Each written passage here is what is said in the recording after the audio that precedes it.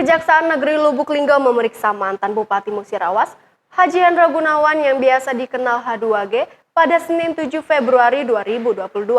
Hendra diperiksa sebagai saksi dalam kasus dugaan korupsi pengadaan masker COVID-19 di Dinas Koperasi dan Usaha Kecil Menengah atau Diskop dan UKM Murah tahun 2020.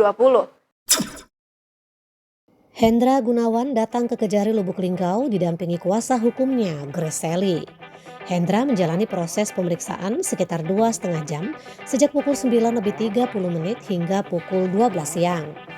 Kajari Lubuk Linggau Willy Ade Haidir didampingi Kasipitsus Yuriza Antoni dan Kasih Intelijen Aan Tomo bersama Kasubsi Penuntutan Agrin Niko Reval membenarkan pemeriksaan mantan Bupati Musirawas tersebut.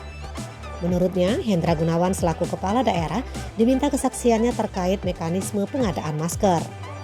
Dalam proses pemeriksaan itu, Hendra Gunawan yang didampingi kuasa hukumnya dicecar 17 pertanyaan.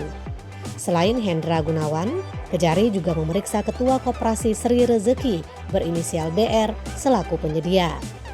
Sementara itu, selama proses penyelidikan dan penyidikan, kurang lebih sudah 20 orang saksi diperiksa, mulai dari penjahit, penyedia, hingga PPPK pelaksana kegiatan itu.